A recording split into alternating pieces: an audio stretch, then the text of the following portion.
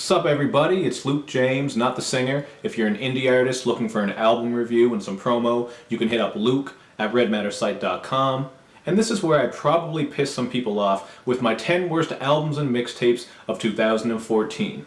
Some you might agree with and some you might not, but just like with my top 10 best list, which you should check out by the way if you haven't, this list is just based off of my opinions and what I've heard. So if your favorite album is on this list, it's nothing personal. It's just not for my ears. Now I'm going to go down the list starting at number 10 with number 1 being the worst, and I've put albums and mixtapes together because in this day and age there's not much of a difference. After you watch this, hit me up in the comments section and let me know what some of your most hated albums are from 2014.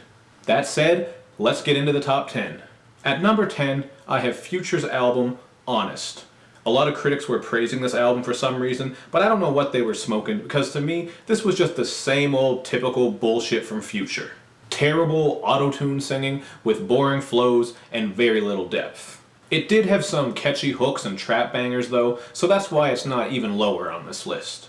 For number 9, I have the Shady 15 compilation. If this was supposed to be a showcase and celebration of Shady records, it failed miserably to me. Now the rapping was impressive in some parts, but at other times, Eminem was just cramming way too many words together and getting off beat and blathering on and on about nothing. Not to mention that his shock attempts just aren't shocking anymore. The production throughout this album was more miss than hit, and other than Yellow Wolf's appearances and Detroit vs. Everybody, there was really nothing overly interesting about this compilation. Coming in at number 8 is Gucci Mane and Young Thug's Thugga Man LaFleur mixtape. Some of the beats on this were trapperific, and Gucci is just always going to be Gucci, so looking back at my old review, I probably could have given this an extra point. But still, listening to Young Thug incoherently wail, shriek, and moan through an entire album quickly gets old, and you might even feel some brain cells leaking out of your ears. Number 7 on the list is Mike Will Made It's Ransom mixtape. Simply put, this was just boring, and it pretty much all sounded the same.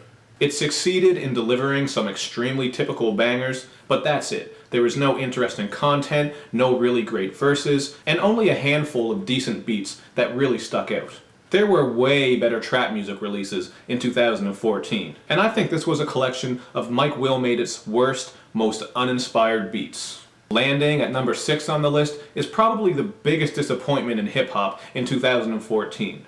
Wu-Tang Clan's A Better Tomorrow suffered from awful production and just lacked the grit and feel of a Wu-Tang album. All of the infighting between Wu-Tang members seemed to show on this album because the cohesion just wasn't there, and all in all, this just came across as an attempt to make another Wu-Tang album just for the sake of it, not an all-in attempt from every member to make something truly great. Meeting us halfway at number 5 on the list is Riff Raff's Neon Icon album. Now, if you're not a fan of Riff Raff, his fans will scream at you that you just don't get it and that he's just having fun and trying to be funny because he's not serious. And that's all fine. But Riff Raff's music is still terrible to a lot of people, myself included. The production on Neon Icon had some bright spots, but listening to Riff Raff spit struggle bars and nonsense for an entire album really wasn't a very enjoyable experience for me, regardless of how serious he is or isn't. Coming in at number 4 is Childish Gambino's Stone Mountain mixtape. Gambino fans were wildin' over my review for this, because they think the fact that it has a concept makes it a genius tape. But having a concept does not automatically make an album or a mixtape good. People need to get off of that. On Stone Mountain, Gambino dropped average verses over a bunch of old industry beats. It just wasn't interesting. And you can use the "it's a mixtape" and "it had a concept" defense all you want, but by doing so, all you're doing is proving my point. The Kawaii EP that was paired with this was alright, but Stone Mountain itself is just awful, and not near as deep as some people try to make it out to be. Okay, we're down to the bottom 3, but really, all 3 of these could be number 1 on the list because they're pure garbage juice. Number 3 is Bobby Shmurda's Shmurda She Wrote EP, and with this, he proved that he will never be more than a one-hit wonder. Now I admit it, the song Bobby Bitch, it bubbled a little tiny bit, but other than that, the rest of this EP just sounded like a bunch of really poor renditions of his song Hot Nigga. Ah well, I guess it doesn't even matter now anyway because Bobby Shmurda and his crew are going away on all kinds of charges, but just like I predicted when this Bobby Shmurda craze first started up, he's out of here quick, just like Trinidad James was. So now I guess we just have to sit around and wait to see who the next Trinidad Shmurda will be. Iggy Azalea's The New Classic is number 2 on the list because it's just all around awful. Who is supporting her music? Because I have honestly never met anyone or talked to anyone who is, so it can't be hip-hop fans. Fancy was one of the worst songs I've ever heard in my life, with its DJ Mustard rip-off beat and broke-ass Gwen Stefani hook. And the sheer level of fakeness that exudes from Iggy Azalea's core just makes me cringe every time I see her or hear her. And I don't care that she's a white woman, because this is hip-hop and everyone is welcome. My issue is that she's corny, she's terrible, she's over-manufactured, and even more fake than some of the fake rappers we already have in the game. And all of that shows on this album. Alright, the album or mixtape that I thought was the absolute worst in 2014, Chief Keef's Back from the Dead 2 mixtape. This tape just...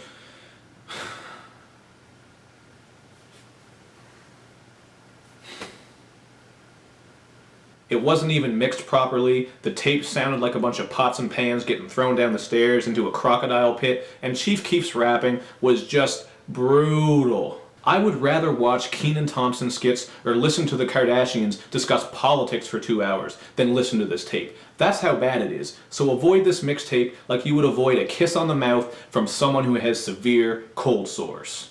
So there you have it. The albums that made me feel pain in 2014. Hit me up in the comments section and let me know what albums you thought were just terrible. And as usual, do all that other good YouTube and social media stuff where you like, you share, you follow, you retweet. You especially subscribe to my channel because that really helps me out. And I'll see you guys again soon.